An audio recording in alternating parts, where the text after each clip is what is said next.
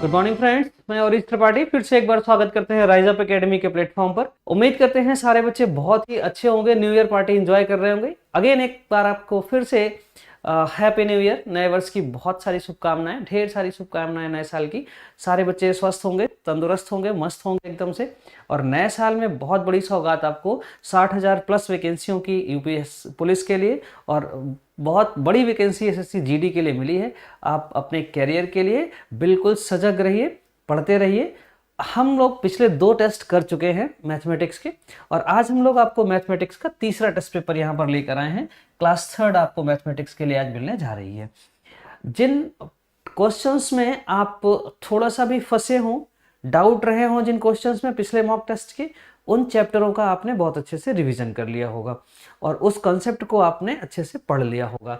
हम उम्मीद करते हैं कि आज के टेस्ट पेपर में आप लोग सारे सवाल अच्छे से हल कर पाएंगे और कुछ कॉन्सेप्ट के क्वेश्चन आप देखते चलेंगे। इस तीसरे टेस्ट पेपर के बाद हम लोग पढ़ेंगे एक सेक्शनल में हम लोग जो भी चैप्टर है मैथमेटिक्स के, जैसे नंबर सिस्टम है, एलसीएम एचसीएफ है, एवरेज है, ratio proportion, age relation, percentage, profit loss, सारे सवालों को आसानी से सॉल्व करना सीखेंगे। ठीक है, आपके साथ साथ मैं भी बहुत अच्छे से आपको प्रैक्टिस कराने के लिए, तो निकाल लीजिए कॉपी पेन और शुरू हो जाइए आज के टेस्ट पेपर के पहले क्वेश्चन के लिए। स्टार्ट करते हैं बच्चों आज का पहला क्वेश्चन। पहला क्वेश्चन है 800 से छोटी कितनी संख्याएं हैं जो 7 और 9 से डिविजिबल हैं परंतु 63 से डिविजिबल नहीं है। इसमें पहले आपको यह समझना है कि 7 से भी डिविजिबल है, 9 से भी डिविजिबल है और 63 से डिविजिबल नहीं है। कहीं कहीं क्वेश्चन ये बनेगा कि ऐसी संख्याएं कितनी हैं जो 7 और 9 से विभाजित है, तो हमें 7 और 9 दोनों से डिविजिबल निकालना पड़ेगा। जैसे पहली 7 हो जाएगी, फिर 9 हो जाएगी, फिर 14 हो जाएगी, फिर 18 हो जाएगी, फिर 21 हो जाएगी, फिर 27 हो जाएगी, फिर 28 हो जाएगी, फिर 35 हो जाएगी, फिर 36 हो जाएगी। देखो इसमें से ये नंबर जो है ये 7 से डिविजिबल हम लिख रहे हैं, 7 या 21, 7 चौको 28, 7 पचे 35। और ये नंबर हम 9 से डिविजिबल लिख रहे हैं, 9 3 27, 9 चौको 36। तो कहेगा 7 और 9 से विभाजित हो, 7 और 9 से विभाजित हो, तो हम 7 से विभाजित और 9 से विभाजित निकालेंगे।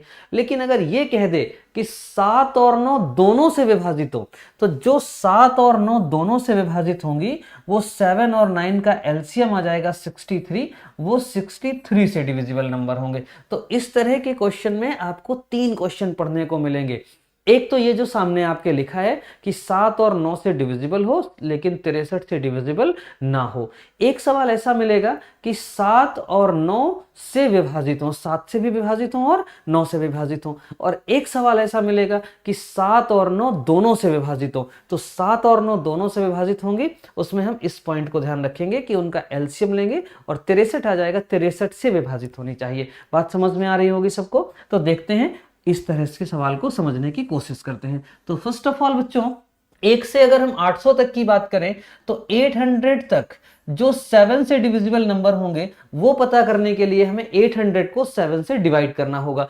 800 को जब हम 7 से डिवाइड करेंगे, 7 एकम 7 बचेगा, यहां पर बच्चे 1 10 हो जाएगा, 10 हो जाएगा, 7 दूने 7 एकम 7 फिर बचेगा यहाँ पर 3 30 हो जाएगा, 7 चौको 28। तो 114 संख्याएं ऐसी होंगी जो 114 संख्याएं ऐसी होंगी 800 तक जो 7 से डिविजिबल होंगी।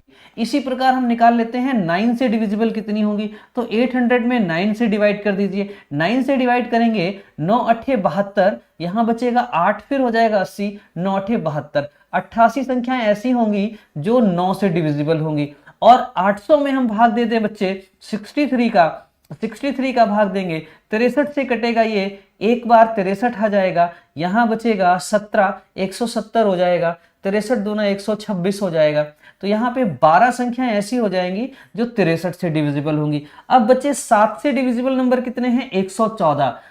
अब 9 से डिविजिबल कितने नंबर हैं? 88। तो जो 7 से और 9 से डिविजिबल है उनको अगर हम टोटल करें तो 8 4 12, 8 1 9 1 10 और 202 संख्याएं ऐसी होंगी जो 7 से और 9 से डिविजिबल होंगी, जो 7 से और 9 से विभाजित होंगी, 7 से होंगी और 9 से। 7 से विभाजित होने वाली 114 संख्याएं, 9 से विभाजित होने वाली 88 संख्याएं होंगी।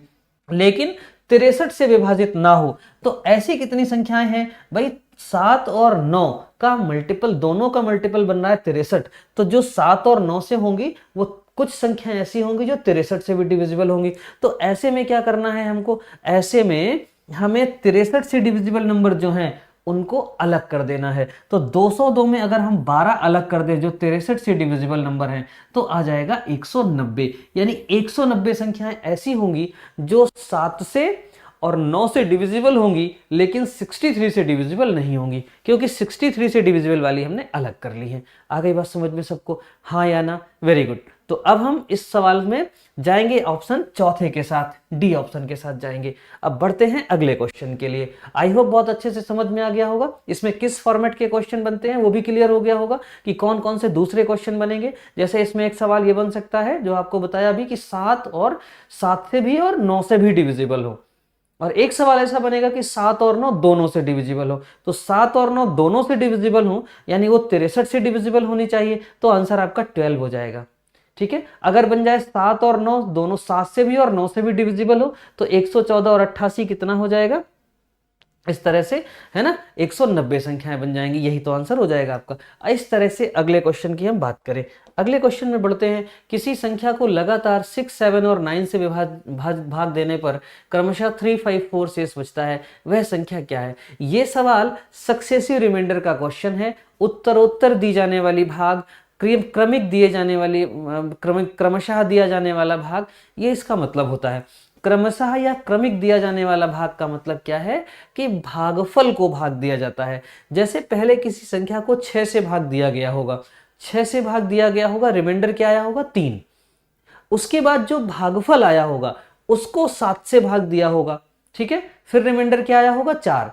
उसके बाद जो भागफल आया होगा उसको 9 से भाग दिया गया होगा, तो रिमाइंडर क्या आया होगा? 4। रिमाइंडर कितना है? 5 और 4, 5 और 4 आए होंगे इस तरह से। तो सक्सेसिव रिमाइंडर का मतलब समझ गए? लगातार भाग देना, क्रमशः भाग देना या भागफल को भाग देना। जैसे पहले किसी संख्या से किसी संख्या को भाग दिया गया, सपोज करो 6 से भाग दिया गया, तो उसके बाद भाग देने पर कुछ भागफल आएगा और 3 शेषफल आएगा। ठीक है, 3 शेष, 6 से भाग देने पर शेषफल क्या आएगा? 3 शेषफल आएगा, कुछ भागफल आएगा। जो भागफल आएगा उसको 7 से भाग दिया जाएगा, उस भागफल को 7 से भाग दिया जाएगा, तो रिमाइंडर क्या आ जाएगा? 5। उसके बाद फिर कुछ भागफल आएगा, उस भागफल को 9 से भाग दिया जाएगा, तो रिमाइंडर क्या आएगा? 4। इस कंसेप्ट को समझते हैं, संख्या निकालते हैं, फिर भाग देकर आपको रिमाइंडर्स वगैरह समझा देते हैं। ध्यान से पढ़ लीजिए, सक्सेसिव रिमाइंडर का सवाल है, अक्सर एग्जाम में पूछा जाता है। कैसे लगाया जाता है आपको बड़े अच्छे से समझा देते हैं। ये 6 है, 7 है और 9 है। पहले 6, 7, 9 से भाग दिया जाता है, तो इस तरह से जिन नंबरों से भाग दिया जाता है उनको आप इस तरह से लिख लीजिए, 6, 7, 9। और जो शेष बचते हैं उनको ऐसे लिख लीजिए, 3, 5 एंड 4। ये शेष बचते हैं तो इस तरह से लिख लीजिए, 3, 5, 4 लिख पाएंगे। उम्मीद करते हैं बहुत अच्छे से इतना लिख सकते हैं। इस पॉइंट से क्वेश्चन को स्टार्ट किया जाएगा, स्टार्ट फ्रॉम हियर, यहां से सवाल को सॉल्व किया जाएगा और इस तरह से हम नीचे आएंगे। इसमें हमें प्लस करना होगा इस नंबर को, क्यों? ये शेष है। अगर 9 से कंप्लीटली डिविजिबल हुआ है, 9 से डिविजिबल हुआ, रिमाइंडर 4 है, तो इसमें से हमको क्या करना है? जोड़ना है। तो यहां पर 9 से डिवाइड करा तो कितना बना? 9 प्लस 4 कितना हो जाएगा? 36 हो जाएगा, सॉरी 13 हो जाएगा, 13। 9 प्लस 4 13, 13 गुणा 7। यहां क्रॉस जाएंगे तो मल्टीप्लाई, नीचे आएंगे तो हमें ऐड करना होगा, और यहां से हम क्रॉस जाएंगे तो मल्टीप्लाई। तो 9, 4, 13, 13 सत्ते 91, 91 में फिर से हमें 5 प्लस करना होगा। 91 और 5 कितना हो जाएगा? बोलो, 96, 96 में हमें 6 का मल्टीप्लाई करना होगा, तो 96 इंटू 6, 96 इंटू 6 ये आ जाएगा। 96 इंटू 6 करेंगे बेटे, अगर 100 इंटू 6 करेंगे तो 600 हो जाएगा। ये 4 कम है तो 6 गुना 4 24 कम हो जाएगा। ठीक है, तो कितना हो जाएगा? 576 हो जाएगा, 576। क्लियर? 576 प्लस 3 है ना, क्रॉस जाएंगे तो मल्टीप्लाई, नीचे आएंगे तो जोड़ेंगे। 576 प्लस 3 तो 579, क्या हो जाएगा 579। वो संख्या क्या आ गई 579। बात समझ में आ रही है ना इस तरह से। तो इस तरह से हम फाइंड आउट कर लेंगे जिस संख्या को भाग दिया जाता है वह संख्या क्या है, तो वह संख्या आ गई 579। अब एक बार हम फिर से ट्राई कर लेते हैं। हमने लिखा 579, इसमें हमने 6 का भाग दिया। बच्चे ध्यान देना, देखो ये कंडीशन बन रही है कि नहीं बन रही है। जब इसमें हमने 6 का भाग दिया तो ये चला जाएगा 5 से भाग देने पर, 6 से भाग देने पर 6 9 54, 54 आ जाएगा। बचेगा यहाँ पर 3, हम ले लेंगे 39, और 6 से 36, यहाँ पे रिमाइंडर क्या आ जाएगा 3। और प्रश्न में यही कह रहा था कि 6 से भाग देने पर शेषफल क्या आ रहा है 3 आ रहा है। देखो 6 से भाग देने पर शेषफल क्या आ रहा है 3 आ रहा है। अब भागफल कितना आ गया 96। 96 को अब भाग दिया जाएगा 7 से, 7 से भाग दिया जाएगा यहाँ पर, 7 से भाग देंगे 7 एकम 7 बचेगा। बच्चे यहाँ पर से तो 13 7 91 होता है, 2 26, और यहाँ पे 7 3 21, तो यहाँ पर कितना बच जाएगा 5 बच जाएगा। तो 7 से भाग देने पर रिमाइंडर क्या आया, देखो 5 आया। अब भागफल कितना आया 13।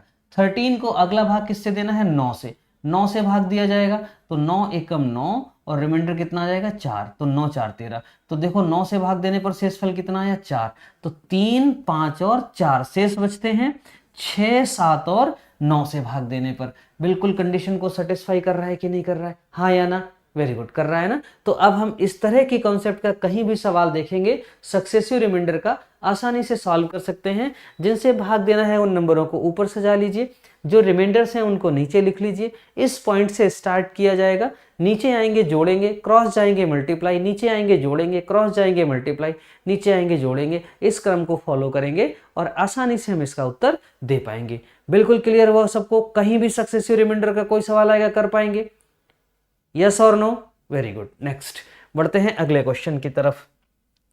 बहुत अच्छा सा सवाल है, कह रहा है 3/4 और 9/16 का HCF A है तथा 16/5 और 4/25 का LCM B है। तो कह रहा है what is the value of A plus B, A plus B का मान क्या होगा।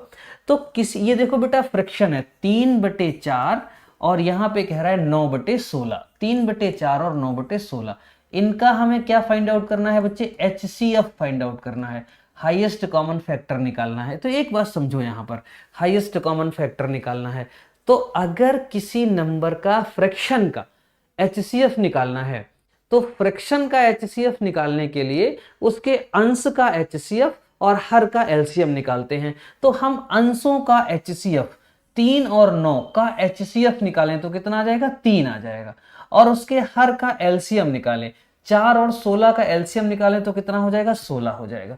तो ये क्या हो गया, ये 3/4 और 9/16 का HCF हो गया। ठीक है, अब कह रहा है 16/5 और 4/25 का LCM निकालना है। तो देखो किसी फ्रैक्शन का LCM अंशों का LCM बटे हरों का HCF होता है। नॉमिनेटर्स का LCM निकाला जाता है और डिनोमिनेटर्स का HCF निकाला जाता है। तो हम यहाँ पर 4 और 16 का LCM लेंगे तो 16 ही आ जाएगा, और इनका HCF निकालेंगे तो 5 आ जाएगा।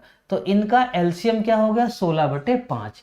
तो A बराबर बच्चे क्या हो जाएगा 3/16 और B बराबर क्या हो जाएगा 16/5। कह रहा है A प्लस बी की वैल्यू क्या है, 3/16 प्लस 16/5। 16 और 5 का LCM निकालोगे तो 80 हो जाएगा, ये यहाँ से कटेगा तो ये हो जाएगा 16 पंचे 80, 3 पचे 15, और 5 से ही कटेगा 16 बार, 16 5 से ही कटेगा, ठीक है ना। A और B का LCM ठीक है 16/5 हो जाएगा। तो ये 5 से 16 256 होता है, ये 256। देखो भाई आंसर मैच करेगा, 6 + 5 हो गया 9, 5 + 1 हो गया 6, 269/80। ये ऑप्शन में तो कहीं नहीं दिख रहा है, 269/80 कोई ऑप्शन है भाई ऐसा, हमें तो नहीं दिख रहा है ऐसा कोई ऑप्शन। इसका HCF निकालना है 3/16 हो जाएगा, इसका LCM निकालना है 16/5 हो जाएगा। ठीक है, इनको ऐड करना है, A प्लस बी का मान पूछ रहा है, तो ये आंसर बनेगा 269/80। चेक कर लीजिए एक बार फिर से, कहीं कैलकुलेशन में कोई मिस्टेक तो नहीं हुई है। HCF 3/4 9/16, HCF तो नॉमिनेटर्स का HCF हो गया 3 और ये हो जाएगा 16, ठीक है। उधर LCM निकालना है तो LCM हो जाएगा 16 और HCF हो जाएगा 5, ठीक है, बिल्कुल ठीक है। इनको ऐड करना है 3/16 प्लस 16/5, LCM हो जाएगा 80, ये 16 पंचे 80, 3 पंचे 15 हो जाएगा और ये ठीक है 256 प्लस 15, 6 5 11 बनेगा भाई, 6 5 11 बनेगा। बिल्कुल मिस्टेक है, यहाँ पर कैलकुलेशन में थोड़ी सी मिस्टेक है। क्या बनेगा 6 और 5, ये हो जाएगा 11 और ये हो जाएगा 5 + 1 271/80, ठीक है 271/80, 271/80 ऑप्शन सी के साथ जाएंगे। बिल्कुल क्लियर हो गया। आ गई बात समझ में सबको, हाँ या ना? बिल्कुल ठीक है। तो यहाँ पे थोड़ा सा मिस्टेक हो रहा था, हमने इनको जोड़कर 69 कर दिया था, 71 होना चाहिए, ठीक है। अगले क्वेश्चन की तरफ बढ़ते हैं। आई होप समझ में आ गया होगा सबको। यहाँ पे कंसेप्ट में आप क्या ले सकते हो भाई समझने के लिए, किसी फ्रैक्शन का एलसीएम निकालना है तो उसके अंशों का एलसीएम और हरों का एचसीएफ, किसी फ्रैक्शन का एचसीएफ निकालना है तो अंशों का एचसीएफ और हरों का एलसीएम निकाला जाएगा। यानी जो आपसे पूछा जा रहा है, जैसे यहाँ पे एचसीएफ कह रहा है तो इसके न्यूमरेटर्स का एचसीएफ निकाल दीजिए। अब एचसीएफ पूछा गया था तो यहाँ पे डिनोमिनेटर्स का एलसीएम निकाल लीजिए। यहाँ पे एलसीएम पूछा गया है तो अंशों का एलसीएम निकाल लीजिए और हरों का एचसीएफ निकाल लीजिए। आई होप ये सवाल आपको क्लियर हो गया होगा, अच्छे से समझ गए होंगे। बढ़ते हैं बच्चे अगले क्वेश्चन की तरफ। अगला क्वेश्चन बहुत ईजी सा है, देख ध्यान दीजिए। और ये है सवाल बार यूनिट डेसिमल फ्रैक्शन का क्वेश्चन है। ये बार का कॉन्सेप्ट है, कैसे सॉल्व किया जाता है इसको हम आपको समझाते हैं थोड़ा सा। पहले कोशिश करिए। जैसे ये लिखा हुआ देखो, बार का मतलब होता है रिपीटिंग डेसिमल्स, ठीक है, नॉन रिपीटिंग डेसिमल्स।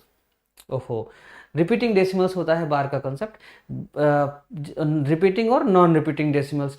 तो रिपीटिंग डेसिमल्स वो होते हैं जो कंटिन्यू रिपीट हो रहे होते हैं, जैसे 0.33333 ऐसे लिख के आ जाए, ठीक है ना। तो हम क्या करते हैं, उस रिपीटिशन को हटाने के लिए ऊपर क्या बार का सिंबल दे देते हैं। जैसे आप 1/3 लिखते हो कहीं पे भी, ठीक है, तो आप क्या लिखते हो, 0 पॉइंट डिवाइड करोगे तो ये 3 हो जाएगा, फिर 3 3 3 3 इस तरह से बढ़ता चला जाएगा। कहाँ तक, कोई लिमिट नहीं है इसकी। तो ऐसे में क्या करते हैं हम, ऐसे में हम 0.3 और इस 3 पे हम लोग ऐसे बार का सिंबल दे देते हैं। बात समझ में आ गई ना। ये रिपीटिशन को रिप्रेजेंट करता है बार, ठीक है ना। किसको रिप्रेजेंट करता है, रिपीटिशन को रिप्रेजेंट करता है, समझ गए। इसी रिपीटिशन को हटाने के लिए हम ऊपर बार का कॉन्सेप्ट लगा लेते हैं। क्लियर हो गया। तो अब हम बढ़ते हैं आगे, सवाल सॉल्व करते हैं। कैसे लिखा है, 11.4 और शायद 4 पे बार लगा हुआ है, ठीक है, प्लस 22.567 और यहाँ पर 67 पे बार लगा हुआ है, माइनस 33.59 और यहाँ पे सिर्फ 9 पे बार लगा हुआ है। तो सबसे पहले तो हम इन नंबर्स को, कंप्लीट नंबर्स को यहाँ से सॉल्व कर लेते हैं। देखो बच्चे, ये प्लस का 11 है, प्लस का 22 है, तो ये प्लस का हो जाएगा 33 और ये माइनस का 33 है, तो यहाँ पे तो कोई वैल्यू आने वाली नहीं है। अब हम बात करें सिर्फ और सिर्फ इनकी जो पॉइंट के नीचे वाली वैल्यू है। इसमें तरीका ये होता है, जैसे 0.4 है तो हम क्या लिखेंगे 4, और जिस पे बार लगा हुआ है उतनी बार 9 लिख लेंगे इस तरह से। तो यहाँ एक बार बार लगा हुआ है, लिख लिया। अब यहाँ थोड़ा सा ध्यान देना है, प्लस यहाँ पे ध्यान देना है। यहाँ पे लिखा हुआ है 0.567 और 67 पे बार है। तो सबसे पहले हम इस पूरे नंबर को ले लेते हैं। बहुत ध्यान से समझना है आप सभी को, बिल्कुल ध्यान दीजिए बोर्ड पर। पहले हम इस पूरे नंबर को ले लेते हैं, यानी हम ले लेते हैं 567 को, और इसमें वो नंबर माइनस करते हैं जिसपे बार नहीं लगा हुआ है। तो हम क्या माइनस करेंगे, इसमें 5 माइनस करेंगे। 567 ये टोटल नंबर हो गया, इसमें माइनस करेंगे जिसपे बार नहीं लगा है। फिर से एम्फसाइज कर रहे हैं, उसको माइनस करेंगे जिसमें बार नहीं लगा है। तो किस पे नहीं लगा है, 5 पे नहीं लगा है। तो यहाँ पे क्या बनेगा, 567 में से 5 घटेगा, 562 बनेगा। बटे में आ जाओ, ठीक है। इस पूरे नंबर में जो भी नंबर डेसिमल के नीचे है उसमें पूरे में हम उतना माइनस करते हैं जितने पे बार नहीं लगा हुआ है। तो 5 पे नहीं लगा हुआ तो 5 माइनस कर लेंगे। क्लियर हो गया ना सबको। अब बटे में आ जाओ, जितने नंबरों पे बार लगा हुआ है उतना आपको 9 रखना है। तो 2 नंबरों पे बार लगा हुआ है तो 2 बार 9 रख लीजिए, और जितने पे नहीं लगा है उतना 0 रखना। तो एक नंबर पे बार नहीं है तो एक बार 0 रख दिया। क्लियर हो गया ना सभी को? सेकेंड पार्ट में बढ़ते हैं इसके। अब यहाँ पर देखो, यहाँ पे 59 है। अब हमें उस नंबर को माइनस करना है जिसपे बार नहीं लगा है। तो 59 में क्या माइनस करेंगे? 5 माइनस करेंगे।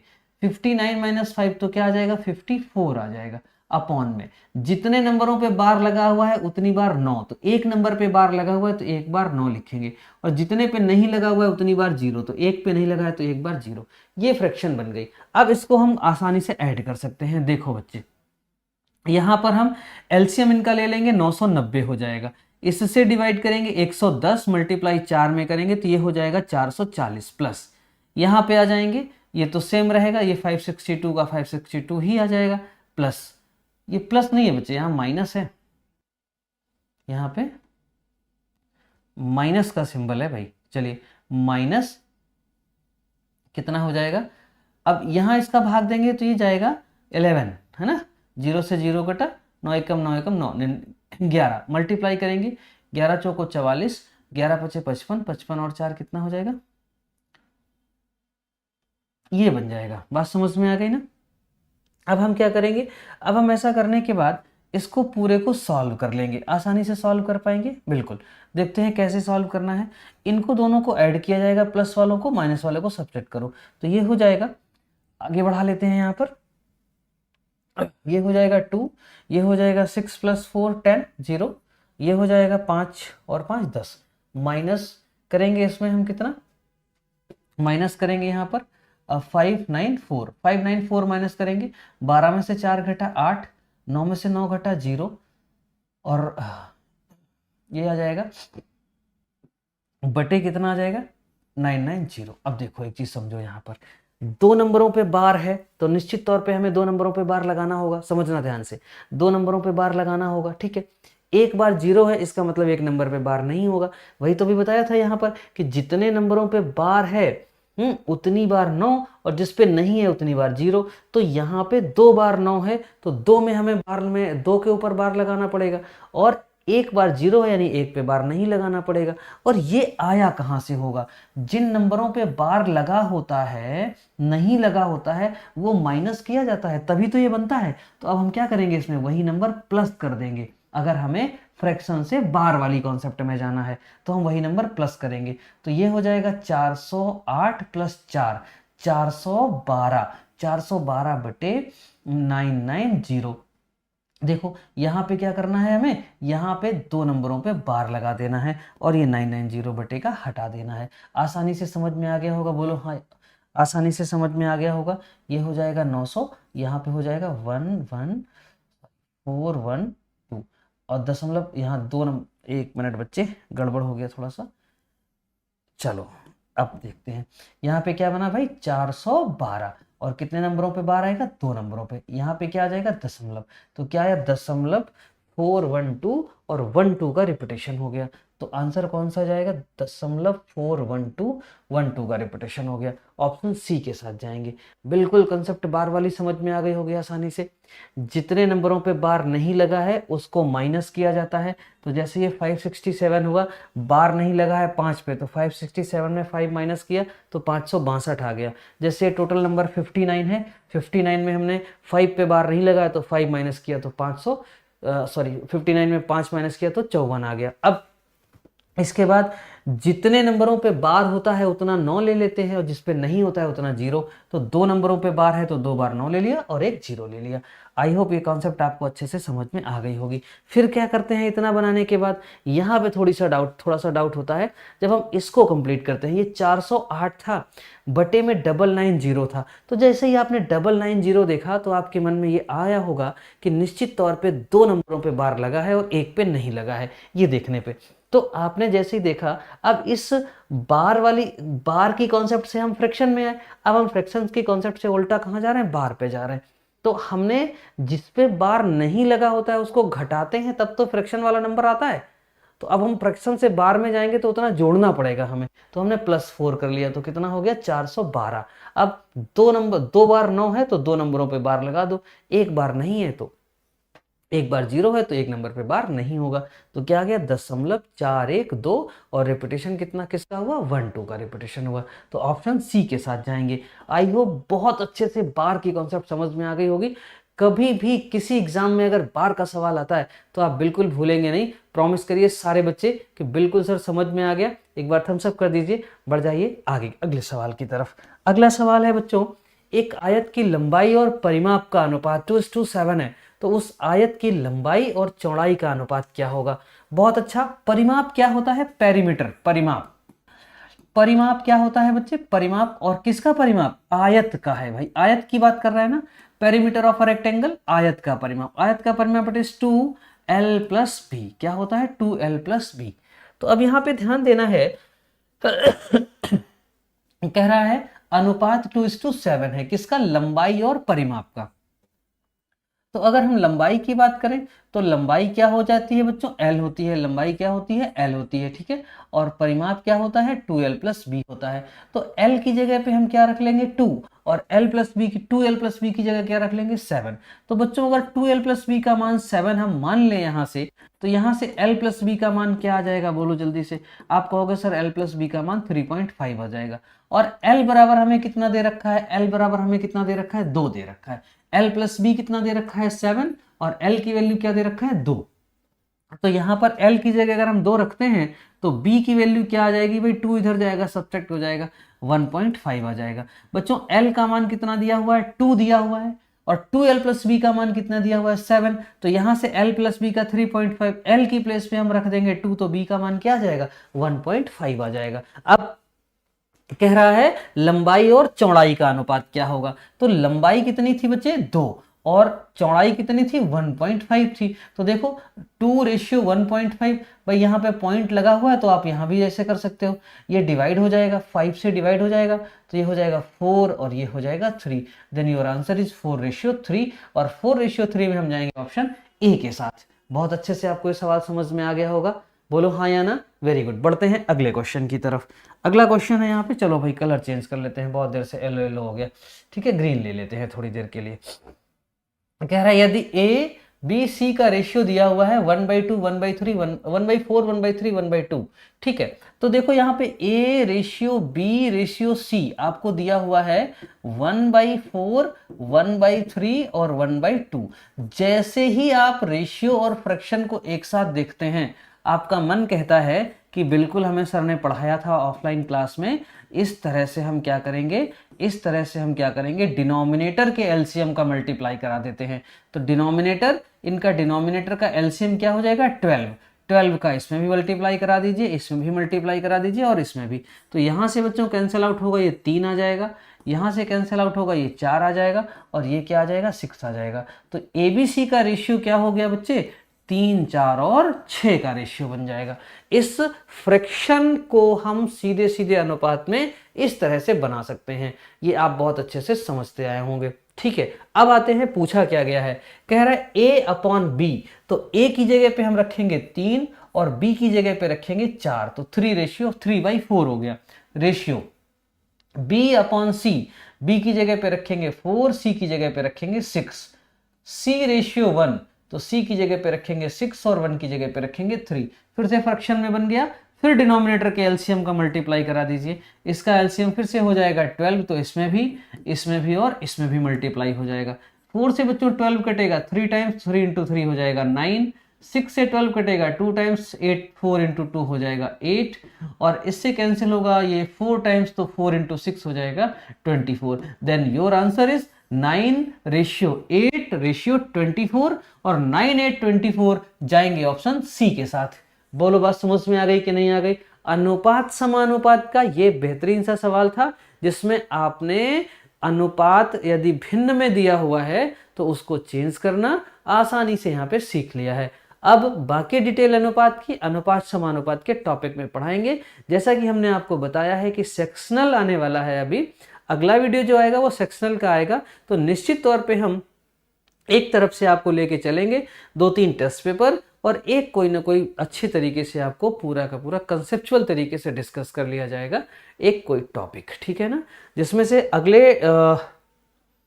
अगले क्लास में हम लोग टॉपिक डिमांड के अकॉर्डिंग एलसीएम एचसीएफ या नंबर सिस्टम का ले लेंगे, ठीक है ना। तो नंबर सिस्टम का टॉपिक डिस्कस करेंगे। उस क्वेश्चन का आंसर हो चुका था 9, 8, 24, ऑप्शन सी चले जाएंगे। ठीक है, बढ़ जाते हैं अगले सवाल के लिए। कह रहा है 96 रुपये पर केजी और 104 रुपये पर केजी की चाय को एक तीसरे प्रकार की चाय के साथ 1:1:2 के रेशियो में मिलाया गया है। इस प्रकार प्राप्त मिश्रण का मूल्य 113 रुपये प्रति किलोग्राम हो गया। तो तीसरे प्रकार की चाय का मूल्य क्या था? अच्छा सवाल है, पूछा जा सकता है एग्जाम में। छोटा सवाल है, कोई बहुत ज्यादा कठिन नहीं है। देखो भाई, एक का मूल्य है 96। पहले आप सॉल्व करना सीखो, फिर आपको हम डायरेक्ट भी बताते हैं कि कैसे आप इसको शॉर्टकट में भी कर सकते हो। तो पहले आप इसको थोड़ा सा ध्यान से समझेंगे। फिर दूसरे प्रकार की चाय का मूल्य है 104 और तीसरे प्रकार की चाय का मूल्य हमें नहीं मालूम है, हम छोड़ देते हैं तीसरा स्थान खाली। इस तरह से पहले का जो मात्राओं का इनका रेशियो है वो क्या है? 1:1:2 है।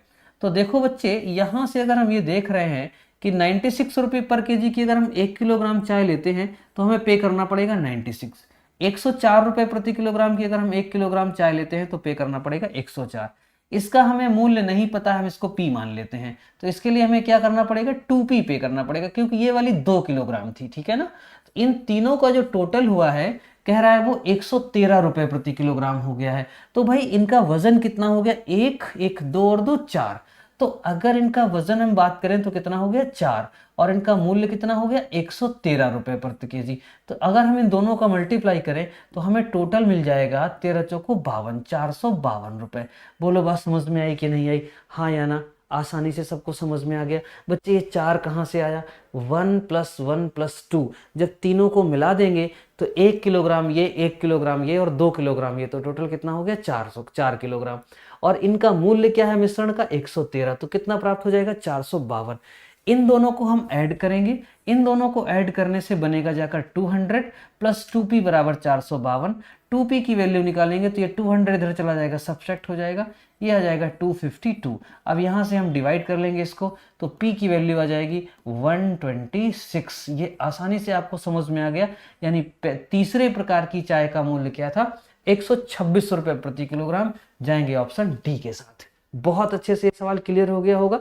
अब इसको थोड़ा सा शॉर्टकट वे में देख लेते हैं। जैसे बच्चे, ये 113 रुपये प्रति किलोग्राम मिश्रण का मूल्य है। पहली प्रकार का मूल्य है 96 और दूसरी प्रकार का मूल्य है 104।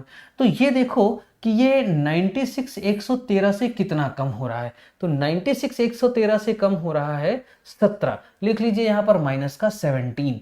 ये कितना कम हो रहा है? तो ये कितना कम हो रहा है भाई? ये हो रहा है 9 कम हो रहा है ना। तो ये हो जाएगा माइनस का 9। तो ये कितना? माइनस का 26। यानी कि अगर हम बात करें कि एवरेज से ये कितना कम हो रहा है, तो 26 कम हो रहा है।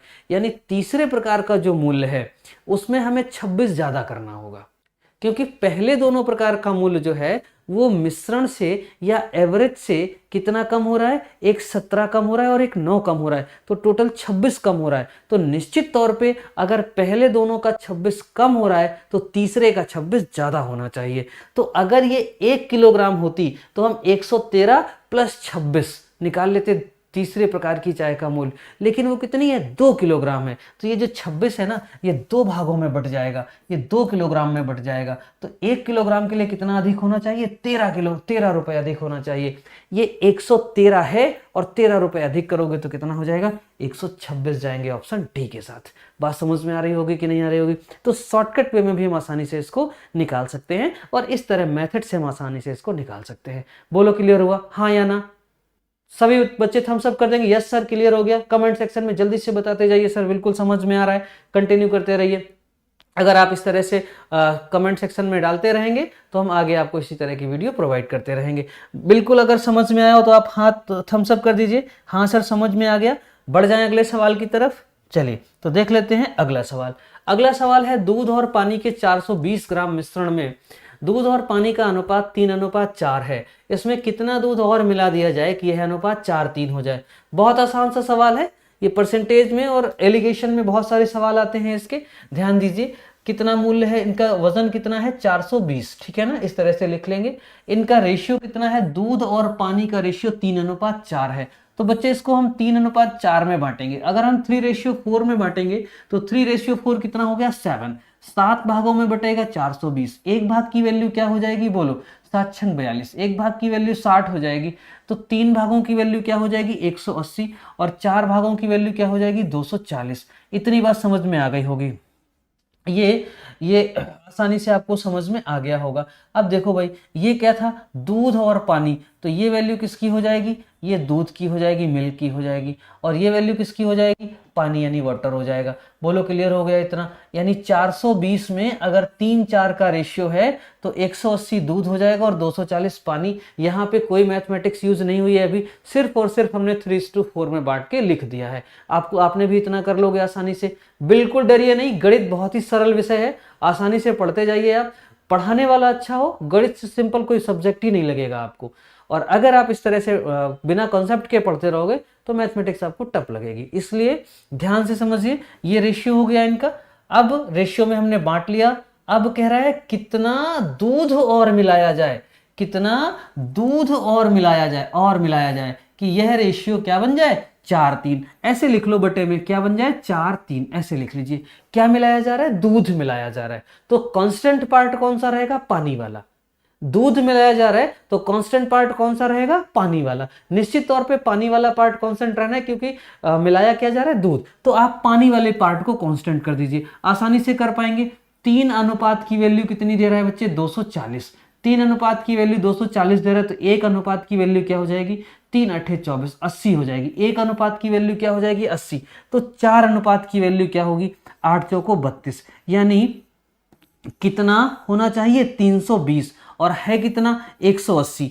अब 180 घटा लीजिए 320 में, कितना आएगा 140 और मिलाया जाए। बच्चे दूध मिलाया जा रहा है तो पानी कांस्टेंट हुआ, पानी का अनुपात कितना बचा, 3 अनुपात की वैल्यू 240, तो 1 अनुपात की वैल्यू क्या आ जाएगी 80, और इतना मिलाया गया कि दूध का अनुपात कितना हो गया 4, तो 4 अनुपात की वैल्यू क्या हो जाएगी 320, और था कितना दूध 180 था, 180 था, 320 होना चाहिए, तो कितना और मिलाया जाए 140 और मिलाया जाए, और 140 के लिए हम जाएंगे ऑप्शन डी के साथ। बोलो बहुत अच्छे से समझ में आ गया, हाँ या ना, वेरी गुड। नेक्स्ट क्वेश्चन की बात करें, ले लेते हैं बच्चों अगला सवाल। अगला सवाल बहुत ही इंपॉर्टेंट और बहुत ही अच्छा सा छोटा सा सवाल है, ध्यान देते चलिए।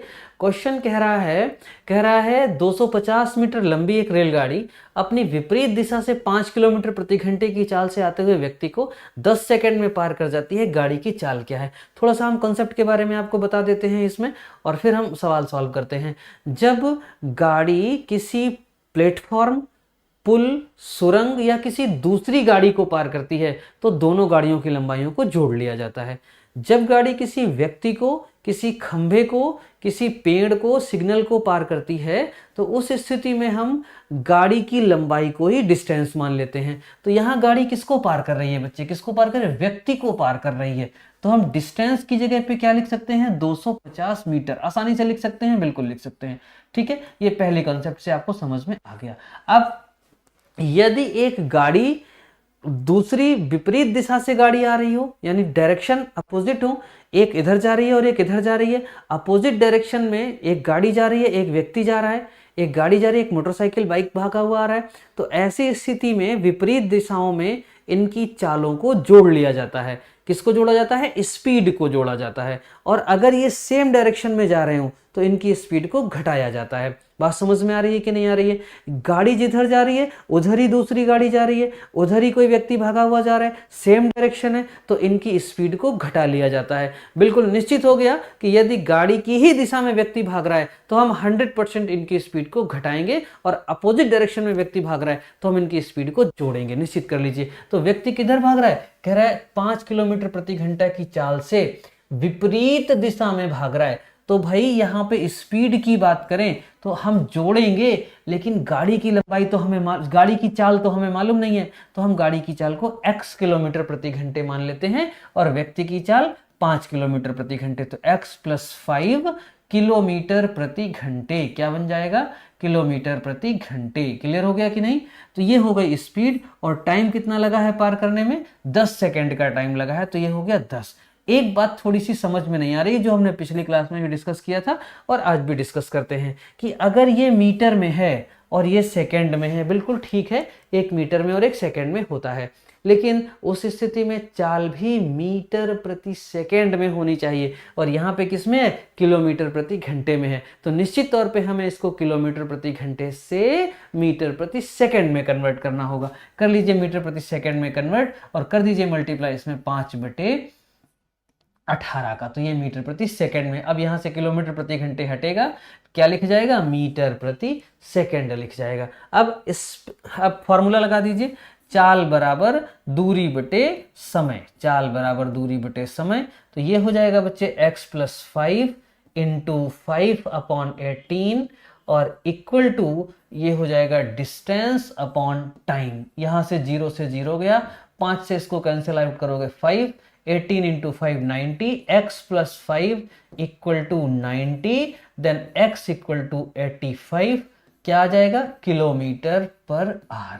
आप कहोगे सर मीटर प्रति सेकंड में तो नहीं आएगा, बिल्कुल मीटर प्रति सेकंड में नहीं आएगा। क्यों, क्योंकि 5 जो था वो किलोमीटर प्रति घंटे में था और x भी किलोमीटर प्रति घंटे में ही होगा, तभी दो समान राशियां जुड़ पाएंगी, अन्यथा नहीं जुड़ेंगी। इसलिए x का मान क्या आएगा, 85 किलोमीटर पर आवर। क्लियर हो गया ना। यहाँ जो आप कहोगे सर चेंज कर लिया था, तो चेंज कर लिया था इस प्रश्न के लिए, उसका मूल यूनिट चेंज नहीं हुआ था, इसलिए निश्चित तौर पे 85 किलोमीटर प्रति घंटे ही रहेगा। क्लियर हो गया कि नहीं, हाँ या ना। ये बहुत आसानी से आपको समझ में आ गया होगा। 85 ऑप्शन बी के साथ जाएंगे। अब इसको आप नोट कर लीजिए, स्क्रीनशॉट ले लीजिए 1 मिनट के लिए। इसको हम थोड़ा सा ट्रिक बेसिस पे सॉल्व करने की कोशिश करें अगर, तो कैसे करेंगे ध्यान दीजिए। नोट कर लिया ना सबने, चलिए कैसे सॉल्व करने वाले हैं इसको, कैसे सॉल्व करने वाले हैं इसको ध्यान दीजिए। ट्रिक बेसिस पे सॉल्व करने का क्या मेथड है इसका, भाई ये है डिस्टेंस और ये है टाइम, बस हो गया, डिस्टेंस अपॉन टाइम, बस यही तो चाल है, दूरी बटे समय ही तो चाल है। ये मीटर में है और ये सेकंड में है, 25 मीटर प्रति सेकंड। ठीक है, अगर इसको हम 18/5 से गुणा करा दें तो ये किलोमीटर प्रति घंटे में बदल जाएगा। चलिए करा दीजिए, ये 5 का यहाँ पे मल्टीप्लाई जाएगा तो ये हो जाएगा 90 किलोमीटर प्रति घंटे। ठीक है, ये आ गई सापेक्ष चाल, किसकी, व्यक्ति के सापेक्ष गाड़ी की चाल। अब व्यक्ति भाग रहा है किधर, विपरीत दिशा में, तो जो यहाँ स्पीड आएगी, व्यक्ति को पार करने की जो स्पीड आएगी, वो गाड़ी प्लस व्यक्ति की चाल होगी। ये गाड़ी प्लस व्यक्ति की चाल हो रही है। अगर हम व्यक्ति की 5 यहाँ पे माइनस कर दें तो हमें सिर्फ गाड़ी की चाल क्या मिल जाएगी, 85 किलोमीटर प्रति घंटे। बोलो बात समझ में आई या नहीं आई। तो इस तरह से हम डायरेक्ट भी कर सकते हैं। फिर से एक बार समझा देते हैं। 250 मीटर ये डिस्टेंस, भाई अगर हमें निकालना है, ध्यान दो, अगर हमें निकालना है क्या, अगर हमें निकालना है यहाँ पर स्पीड, तो स्पीड क्या होता है, दूरी बटे समय ही तो होता, दूरी बटे समय ही तो होता है। कर दीजिए दूरी बटे समय, बस हो गया 25 मीटर प्रति सेकंड स्पीड। ये 25 मीटर प्रति सेकंड किसकी स्पीड है, ये गाड़ी और व्यक्ति की मिली हुई चाल है। ठीक है, गाड़ी और व्यक्ति की मिली हुई चाल है। अब गाड़ी और व्यक्ति की मिली हुई चाल कितनी है, 25 मीटर प्रति सेकंड। अब इसको बच्चे अगर हम 18/5 का मल्टीप्लाई करेंगे तो ये किलोमीटर प्रति घंटे में बदल जाएगी। तो गाड़ी और व्यक्ति की मिली हुई चाल क्या आ गई, 90 किलोमीटर प्रति घंटे। गाड़ी प्लस व्यक्ति की चाल क्या आ गई, 90 किलोमीटर प्रति घंटे। और अगर सिर्फ गाड़ी की पूछ रहा है तो व्यक्ति की 5 माइनस कर दीजिए, गाड़ी की चाल क्या आ जाएगी, 85 किलोमीटर प्रति घंटे, 85 किलोमीटर पर आवर। जाओगे आंसर बी के साथ। बहुत अच्छे से क्लियर हो गया सबको, ट्रेडिशनल वे में भी क्लियर हो गया, डायरेक्ट भी क्लियर हो गया। और क्या चाहते हैं आप सभी, बेहतरीन तरीके से जुड़े रहिए राइज अप एकेडमी के इस प्लेटफॉर्म पर। बहुत सारी वैल्यूएबल चीज़ें अभी आपको मिलने वाली हैं, सारी फैकल्टियाँ बेहतरीन तरीके से आपको पढ़ाने वाले हैं। इसलिए हम बिना देरी किए हुए अगला क्वेश्चन ले लेते हैं। अगला क्वेश्चन देखो, बहुत ही प्यारा सा सवाल है। एक सिपाही को अपने से 100, और ये सवाल तो आपके लिए बहुत इंपॉर्टेंट है, अगर आप पुलिस की तैयारी कर रहे हैं, निश्चित तौर पे आपको चोर का पीछा करना पड़ेगा। और अगर आप ये सवाल नहीं जानते हैं तो आपको टाइम ज़्यादा लग जाएगा, इसलिए बहुत ध्यान से पढ़िए इस सवाल को। सिपाही चोर वाले, सिपाही बनोगे तो चोरों से तो पाला पड़ना ही पड़ना है, तो आप देखिए समझिए इस सवाल को। और चोर से जब भी पाला पड़े तो आप याद करिए कि सर ने कैसे बताया था कि चुटकियों में चोर को पकड़ लिया जाएगा। चलिए, तो बहुत ही अच्छे से एक पुराने छात्र हैं हमारे सुभाष यादव जी, तो उनका अभी पोस्टेड है यहीं कानपुर में ही। तो बहुत अच्छे से उन्होंने एक मर्डर मिस्ट्री को सॉल्व करने में, चोरों को पकड़ने में सहायता करी विभाग में। तो उनको एसपी डीएसपी द्वारा बहुत अच्छे से सम्मानित किया गया है। तो इस सवाल को आगे बढ़ेंगे और आप भी उसी तरह काम करेंगे, चोरों को पकड़ेंगे और बड़ी बड़ी मिस्ट्रियों को सॉल्व करेंगे, आप भी इसी तरह सम्मानित किए जाएंगे। तो पढ़िए सवाल। सिपाही की चाल है 7 किलोमीटर प्रति घंटे और चोर की चाल है, सिपाही की चाल है 12 किलोमीटर प्रति घंटे और चोर की चाल है 7 किलोमीटर प्रति घंटे। देखो भाई, इनके बीच की डिस्टेंस कितनी है? 100 मीटर है। 100 मीटर डिस्टेंस है इनके बीच की। अब एक चीज समझो, इसको ट्रेडिशनल में सॉल्व करें या डायरेक्ट? डायरेक्ट देखते हैं एक बार। ट्रेडिशनल में सॉल्व करना सब कुछ आपको पढ़ाएंगे टॉपिक में, अभी डायरेक्ट समझते हैं। देखो यहाँ पे जैसे ही चोर ने भागना आरंभ किया, सिपाही ने उसका पीछा करना आरंभ कर दिया। सिपाही ने वेट नहीं किया कि थोड़ा भाग जाए तब यहां से चलते हैं, नहीं, जैसे ही उसने देखा और तुरंत भागना आरंभ कर दिया, चोर ने भी और सिपाही ने भी। तो इनका जो भागने का टाइम होगा वो बिल्कुल एग्जैक्ट होगा, बराबर टाइम होगा दोनों का। जैसे ही देखा वैसे ही भागना आरंभ कर दिया, तो दोनों का टाइम क्या हो गया? सेम। और आगे जाकर उसको पकड़ लिया तो दोनों का टाइम क्या हो गया? सेम। यानी दोनों समान समय तक भागे, ठीक है ना? ऐसा तो नहीं कि चोर बहुत 100-200 मीटर आगे भाग गया, सिपाही ने वेट किया, चलो बेटा भाग लो फिर हम पीछा करना शुरू करते हैं तुम्हारा। नहीं, जैसे ही नजर पड़ी चोर की सिपाही पर, सिपाही की चोर पर, दोनों ने भागना आरंभ कर दिया। तो टाइम यहाँ पे दोनों का सेम हो गया। और जैसे ही चोर को पकड़ा वहीं पे दोनों रुक जाएंगे। ऐसा तो नहीं करेगा कि पकड़ के उसको फेंक दे और आगे सिपाही भागता हुआ चला जाए, नहीं, तो दोनों का टाइम क्या हो गया? सेम हो गया। आते हैं सवाल में। यहां पर फार्मूला क्या है बच्चे? यहां पर फार्मूला है चाल बराबर दूरी बटे समय। क्या होता है? चाल बराबर दूरी बटे समय। और यहां पे आपको हमने समझा दिया कि दोनों स्थितियों में समय क्या हो जाएगा? बराबर। यानी ये समय जो है ना वो कांस्टेंट हो जाएगा। समय क्या हो जाएगा? कांस्टेंट हो जाएगा। बात समझ में आ रही है? हाँ या ना? क्या हो जाएगा? समय जो है ना वो कांस्टेंट हो जाएगा। तो चाल जो है वो दूरी के समानुपाती हो जाएगी। चाल समानुपाती हो जाएगी किसके? डिस्टेंस के। क्यों? क्योंकि समय जो है वो कांस्टेंट हो गया। आ गई बात समझ में? समय को कांस्टेंट कर दिया तो चाल दूरी के समानुपाती हो जाएगी। अब अगर इतनी बात समझ में आ गई हो तो हम यहाँ पे थोड़ा सा ध्यान देते हैं। इनकी अगर हम चाल की बात करें तो चाल क्या है? 12 और इसकी क्या है? 7। तो चाल का रेशियो क्या है बेटा? स्पीड का रेशियो क्या है? 12:7। तो इनके द्वारा कवर की गई डिस्टेंस का रेशियो क्या होगा? इनके द्वारा कवर की गई डिस्टेंस का रेशियो क्या होगा? वो भी हो जाएगा 12:7। हो जाएगा कि नहीं हो जाएगा? क्यों? ये समानुपाती हो गया। तो यहाँ पे डिस्टेंस का डिफरेंस कितने का है? 5 का। और यहाँ डिस्टेंस का डिफरेंस कितने का है इन दोनों में? 100 मीटर का। भाई 100 मीटर आगे चोर है तो यहाँ पे डिफरेंस कितने का हो गया? तो 5 भागों की वैल्यू क्या है? 100 मीटर। तो एक भाग की वैल्यू क्या हो जाएगी? 20 मीटर हो जाएगी। क्लियर हो गया कि नहीं हो गया? एक भाग की वैल्यू हो जाएगी 20 मीटर। तो 7 भाग की वैल्यू क्या हो जाएगी? 20 गुना 7, 140 मीटर। कह रहा है कितने मीटर भागने के बाद चोर पकड़ा गया? कितनी दूर भागने के बाद चोर पकड़ा जाएगा? आंसर ए के साथ जाओगे, 140 मीटर दूर भागने के बाद चोर पकड़ा जाएगा। बोलो, आसानी से समझ में आ गया सवाल? क्या? चाल बराबर दूरी बटे समय, और दोनों स्थितियों में समय अगर कांस्टेंट है तो चाल दूरी के समानुपाती हो जाएगा। जैसा कि यहां आप देख रहे हो, इनकी स्पीड का रेशियो 12:7 का है सिपाही और चोर का, तो इनके डिस्टेंस का रेशियो भी यही रहेगा। यहाँ अनुपातिक डिफरेंस है 5 का और यहाँ डिफरेंस है इनमें 100 मीटर दूर खड़ा है। 5 अनुपात की वैल्यू 100 मीटर, तो 1 अनुपात की वैल्यू 20 मीटर, तो 7 अनुपात की वैल्यू 20 गुना 7, 140 मीटर। यानी 140 मीटर आगे भागने के बाद चोर पकड़ जाएगा। और यही पूछ दे कि सिपाही को कितना भागना पड़ेगा, तो इसका 12 अनुपात है, 20 गुना 12, 240 मीटर भागना पड़ेगा। और वैसे भी अगर ये 100 मीटर पीछे खड़ा है तो 140 ये भागेगा तो 100 ये भी तो कवर करेगा, 100 प्लस 140, सिपाही कितना भागेगा, 240 मीटर भागेगा। चोर कितना भागेगा, वो 140 मीटर भागेगा। तो कितनी दूरी भागने के बाद चोर पकड़ा जाएगा, चोर 140 मीटर भाग पाएगा। कर लेंगे सारे बच्चे इस तरह का सवाल, पकड़ लेंगे चोर को, हाँ या ना? यस सर, पकड़ लेंगे। ठीक है, वेरी गुड। बढ़ते हैं अगले सवाल की तरफ। धारा की अनुमति से एक नाव 4 मिनट में 800 मीटर की दूरी तय करती है तथा धारा के विपरीत 8 मिनट में 400 मीटर।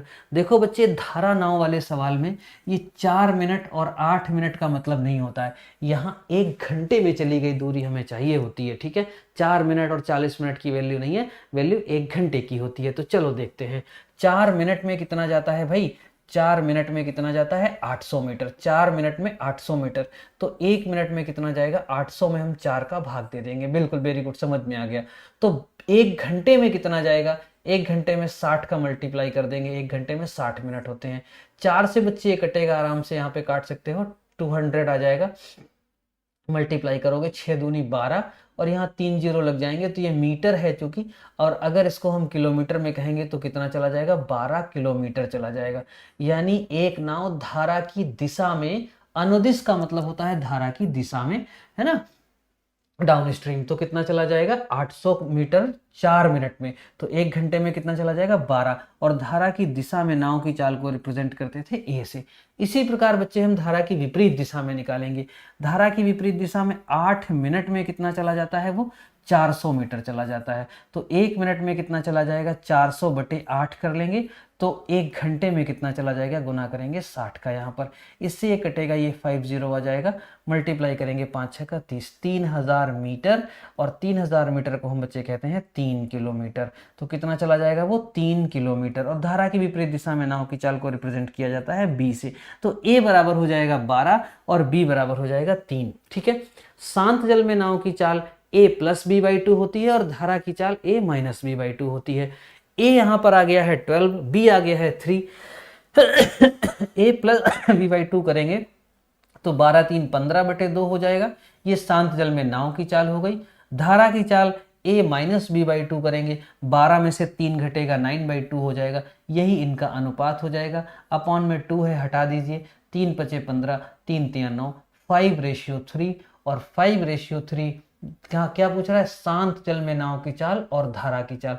कभी धारा और नाव उल्टा कर सकता है, जैसे जिधर जिसको पूछा जाए उधर ही उसको रखना है। तो यहाँ पर क्या रेशियो बन गया बच्चे, 5:3, और 5:3 में हम जाएंगे ऑप्शन डी के साथ। क्लियर हो गया कि नहीं क्लियर हो गया, सबको समझ में आ गया, बिल्कुल एग्जैक्ट समझ में आ रहा है। टॉपिक में भी हम पढ़ेंगे सेशनल, अगले वीडियो में हम कोशिश करेंगे कि आपको सेक्शनल ही डालें। अगले क्वेश्चन की तरफ ध्यान देते हैं। अगला क्वेश्चन है, बहुत ही अच्छा सवाल है। 100 मीटर की एक दौड़ में ए बी को 10 मीटर से और बी सी को 20 मीटर से हराता है, तो ए सी को इसी दौड़ में कितने मीटर से हराएगा। आप भी रोड पे दौड़ते हो, ग्राउंड पे दौड़ते हो, तो आप भी अपने साथियों को इस तरह से हराते रहते हो, लेकिन जान नहीं पाते हो कि कौन किसको कितने मीटर से हराता है। बस ये जान जाते हो कि हम जीत गए, तुम हार गए। कौन कितने मीटर से हार रहा है इसका आकलन नहीं कर पाते हैं। तो देखो, हम इस सवाल को समझने की कोशिश करते हैं, बहुत आसान तरीके से समझेंगे और अप्लाई करेंगे। जाकर हम कल शाम को या आज शाम को जब दौड़ेंगे तो अप्लाई करेंगे इसको कि कौन कितने मीटर से हारता है। निश्चित तौर पे आप सभी दौड़ते होंगे, है ना। तो ले लेते हैं ये सवाल। ये 100 मीटर की एक दौड़ है, 100 मीटर की एक दौड़ है। इसमें कह रहा है ए बी को कितने मीटर से हराता है, 10 मीटर से हराता है। तो बच्चे, अगर ए जाता है 100 मीटर, ए 100 मीटर जाता है, तो बी 10 मीटर से हार जाता है, यानी बी कितना जा पाता है, 90 मीटर। अगर ए 100 मीटर जाता है तो बी कितना जा पाता है, 90 मीटर जा पाता है। तो यहाँ पे ए और बी का जो रेशियो बनेगा वो क्या बन जाएगा, 100:90 बन जाएगा। बोलो, क्लियर हो गया कि नहीं क्लियर हो गया, हाँ या ना। बिल्कुल सर, समझ में आ गया, क्योंकि 10 मीटर पीछे है। हाँ बिल्कुल, 100:90 काट देंगे तो 10:9 का रेशियो बन जाएगा, बिल्कुल बन जाएगा। और कह रहा है इसी दौड़ में बी सी को 20 मीटर से हराता है, तो क्या हम यहाँ पे सी को 70 लिख दें, सही हो जाएगा? नहीं, गलत हो जाएगा। क्यों? क्योंकि ये रेस कितने मीटर की है, 100 मीटर की रेस है ये, और अभी बी तो यहाँ पे है। अगर आप कहोगे सर सी को 70 मीटर रख दो यहाँ पर, तो तो यहाँ पे कितने मीटर पीछे हो गया, 20 मीटर पीछे हो गया। तो अभी बी और सी के बीच 100 मीटर की रेस कहां हुई है, अभी बी और सी के बीच तो मात्र 90 मीटर की ही रेस हुई है। क्यों भाई, बी 90 पे है, सी 70 पे है, तो गलत हो जाएगा ना इस तरह से। अरे भाई बी को 100 तक तो पहुंचने दो, तब तो मानोगे कि सी कितना पीछे है। हो सकता है सी यहां से और तेज दौड़ना शुरू कर दे, बी के बराबर ही पहुंच जाए। तो अभी रेस कंप्लीट नहीं है ना, कंप्लीट तो तब मानेंगे जब वो 100 पे पहुंच जाए बी, तब सी कितना पीछे है। ठीक है, तो यहां पे देखो, यहां पे ये ग्राफ बनेगा, ये 100 मीटर का है, यहां पे बी चला जाता है जब 100 मीटर, बी 100 मीटर चला जाता है तो सी कितना जा पाता है, तो सी जा पाता है 80 मीटर। क्लियर हो गया कि नहीं क्लियर हो गया। ये है बी और सी का रेशियो। ठीक है, इस तरह से ये पार्ट नहीं है बी और सी का, ये ए और बी का है, ए और बी का है, बी और सी का ये बन गया। तो अगर बी 100 जाता है तो सी कितना जा पाता है, 80। तो यहां पे बी और सी का रेशियो क्या बन जाएगा, बोलो बच्चे, 100 रेशियो 80 बन जाएगा। इसको हम कर सकते हैं कैलकुलेट, इसको हम लिख सकते हैं 10 और इसको लिख सकते हैं 9, इसको लिख सकते हैं 5 और इसको लिख सकते हैं 4। अब देखो क्या रेशियो बना, 10 9 5 4 का, 9 इधर बढ़ा दीजिए, 5 इधर बढ़ा दीजिए, यहां पे 50 45 और 9 गुना 4 36, यानी 50 मीटर में कितने मीटर से हरा रहा है, 14 मीटर से हरा रहा है। 50 मीटर में कितने मीटर से हरा रहा है, 14 मीटर से हरा रहा है। ए सी को 50 मीटर में कितने मीटर से हरा रहा है, 14 मीटर से हरा रहा है। तो 50 में 14 तो 100 में कितना, 28। क्लियर हुआ कि नहीं क्लियर हुआ, 50 में 14 तो 100 में कितना, 28 मीटर से हराएगा, 28 मीटर। आंसर जाएंगे ए के साथ। बात समझ में आ रही होगी सबको, बहुत अच्छे से क्लियर हो गया। आज शाम को हराएंगे जाकर अपने साथियों को। इसी तरह जो वीडियो देख रहे हैं वो सारे बच्चे पुलिस के लिए वो निश्चित तौर पे प्रैक्टिकली समझेंगे जाकर। बढ़ते हैं बच्चे अगले सवाल में। कह रहा है 3 सेंटीमीटर त्रिज्या और 32 सेंटीमीटर ऊंचाई के एक शंकु को पिघलाकर छोटी छोटी 9 गोलियां बनाई गई, तो प्रत्येक गोली की त्रिज्या क्या है। शंकु का आयतन होता है 1/3 पाई आर स्क्वायर एच, गोले का आयतन होता है 4/3 पाई आर क्यूब, बेलन का आयतन होता है, बोलो भाई क्या होता है, पाई आर स्क्वायर एच। बेलन का, खैर बेलन की यहाँ बात नहीं की गई है। किसी वस्तु को पिघलाकर अगर कोई वस्तु बनाई जाती है, निश्चित तौर पे उनके वॉल्यूम बराबर किए जाते हैं, आयतनों को बराबर किया जाता है। और यहाँ पर शंकु को पिघलाकर क्या बनाया गया है, गोला। तो शंकु का जो आयतन होगा वो बराबर होगा गोले के आयतन के। ठीक है, तो शंकु का आयतन देख लेते हैं। शंकु का आयतन फार्मूला आपको समझ में आ गया, ये कोन का फार्मूला हो गया और ये गोले यानी स्फीयर का फार्मूला हो गया। ठीक है, शंकु का आयतन 1/3 पाई आर स्क्वायर, आर कितना है बेटे, 3 सेंटीमीटर त्रिज्या है, आर स्क्वायर करेंगे तो कितना हो जाएगा, 9 हो गया। एच कितना दिया हुआ है, 32 सेंटीमीटर दिया हुआ है। और इसको पिघलाकर क्या बनाया गया, इसको पिघलाकर बनाया गया एक गोला, स्फीयर। तो गोले का आयतन हम बराबर कर लेते हैं 4/3 पाई आर क्यूब, क्योंकि आर यहां दिया नहीं गया, आर ही तो पूछा गया। और कितनी गोलियां बनाई गई, 9 गोलियां बनाई गई। अगर एक गोली बनाई जाती थी, एक गोली का आयतन होता, 9 गोलियां बनाई गई थी, 9 गोलियों का आयतन है, तो गुणा कर लीजिए 9 का। अब देखो यहाँ पे कैंसिल करने की कोशिश करो, 3 से 3 डिवाइड हो जाएगा और पाई से पाई डिवाइड हो जाएगा। बहुत अच्छा, आसानी से डिवाइड हो गया। 9 से 9 भी डिवाइड हो जाएगा, चलो सब डिवाइड हो जाएगा, 4 8 32 हो जाएगा। ये बहुत अच्छे से समझ में आ गया। देन आर क्यूब की वैल्यू क्या आ गई बच्चे, 8। आर क्यूब की वैल्यू 8 सेंटीमीटर हो जाएगी, तो आर की वैल्यू क्या हो जाएगी, 2 सेंटीमीटर हो जाएगी। भाई क्यूब रूट निकालेंगे ना 8 का, तो क्या आ जाएगा, आर की वैल्यू 2 सेंटीमीटर। यही पूछ रहा है कि उस छोटी छोटी जो गोलियां बनाएंगे उनकी त्रिज्या क्या है, 2 सेंटीमीटर है। 2 सेंटीमीटर जाएंगे ऑप्शन सेकंड के साथ। बहुत आसानी से क्लियर हो गया होगा। बढ़ते हैं अगले सवाल की तरफ। अगला सवाल है, बहुत प्यारा सा सवाल है, ध्यान दीजिए। एक दुकानदार कह रहा है 5 रुपए में 6 की दर से वस्तुएं खरीदता है और 6 रुपए में 5 की दर से उन्हें बेचता है, उसका लाभ प्रतिशत क्या है। इस तरह से लिखेंगे, 5 रुपए में 6 खरीदता है और 6 रुपए में 5 की दर से उन्हें बेच देता है। ठीक है ना, लिख लेंगे इस तरह से। इस सवाल को हम 3-4 मेथड से पढ़ाते हैं, प्रॉपर आप इस तरीके को यूज कर सकते हो। यहाँ पर ये और इस तरह से ये, इनका मल्टीप्लाई कर दीजिए, 5 × 5 25। ये जो 25 बना ये सीपी हो जाएगा, और इस तरह से 6 × 6 कर दीजिए 36, ये 36 इनका एसपी हो जाएगा। तो सीपी हो गया बच्चे 25 और एसपी हो गया 36। प्रॉफिट कितने का हुआ, 11 का। कितने में, 25 में। 11/25 इंटू करेंगे 100, कैंसिल आउट हो जाएगा 25 से ये 4 बार, 11 × 4 यानी 44% का क्या हो जाएगा, प्रॉफिट हो जाएगा, लाभ हो जाएगा। क्यों, क्योंकि सेलिंग प्राइस जो है वो बड़ा है कॉस्ट प्राइस से, और selling price is greater than cost price, then आपको होगा लाभ। तो आ जाएगा 44% का लाभ, जाएंगे ऑप्शन सी के साथ। आई होप समझ में आ गया होगा सबको। बढ़ते हैं अगले सवाल की तरफ, नोट कर लीजिए जल्दी से, इसी टाइप के सवाल आपके एग्जाम में बहुत सारे पूछे जाने हैं। तो अगला सवाल क्या है बच्चों, यह है सवाल, एक दुकानदार अपनी वस्तुओं पर क्रय मूल्य से 40% अधिक मूल्य अंकित करता है, वेरी गुड, नगद भुगतान पर 20% तथा उधार पर 10% की छूट देता है। चलो उधार भी दे रहा है ये दुकानदार, देखो भाई अच्छा दुकानदार है ये।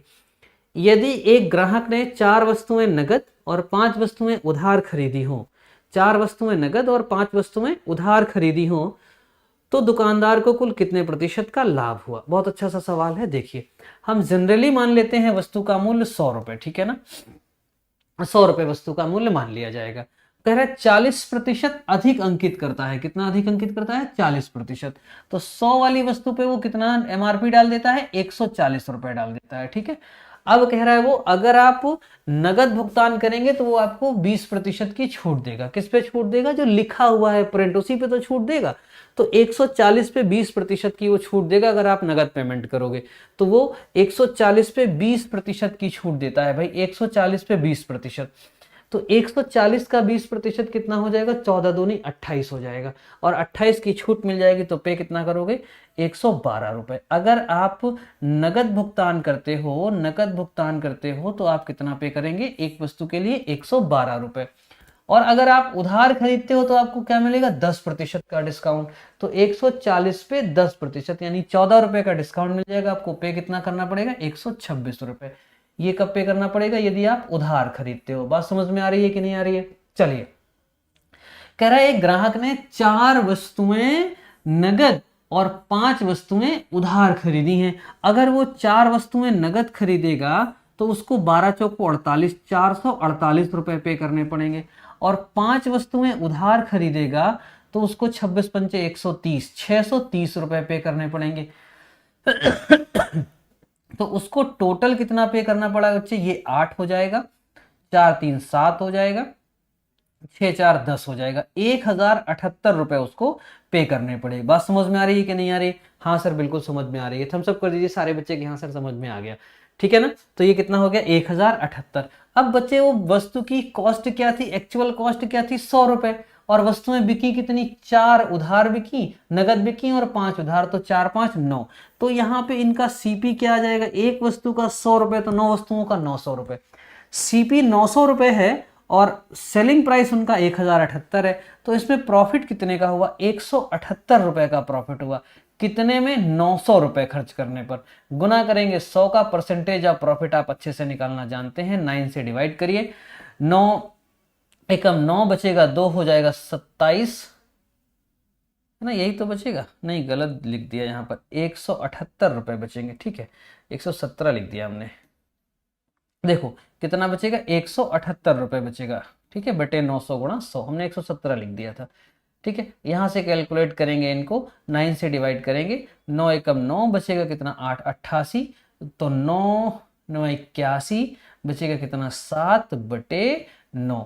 तो आपका आंसर होगा 19 सही, 7 बटे 9% का प्रॉफिट, और आंसर डी के साथ जाएंगे। बिल्कुल समझ में आ गया, यस सर, नो या नो या हाँ, समझ में आया, जैसा भी बता दीजिए। अगला सवाल देख लीजिए, ए किसी काम को 15 और बी इसे 25 दिन में समाप्त कर सकते हैं। दोनों मिलकर 6 दिन काम करते हैं, इसके बाद ए काम करना बंद कर देता है, तो शेष काम को बी कितने दिनों में समाप्त करेगा। बहुत आसान सा सवाल है। ए करता है काम को 15 दिनों में, तो इस तरह से लिख लीजिए। बी करता है काम को 25 दिनों में, तो इस तरह से लिख लीजिए। इसके बाद इनका एलसीएम निकाला जाएगा, इनका एलसीएम हो जाएगा 75। 75 जो एलसीएम होता है बच्चों, वही टोटल वर्क होता है। तो टोटल वर्क की बात करें तो कितना हो गया, 75। 15 से डिवाइड करेंगे, ये आ जाएगा इफिशियंसी ऑफ ए और इफिशियंसी ऑफ बी। ए की क्षमता आ जाएगी 5 और बी की क्षमता आ जाएगी 3। दोनों मिलकर 6 दिन काम करते हैं, दोनों मिल जाएं तो 3 5 कितना हुआ, 8।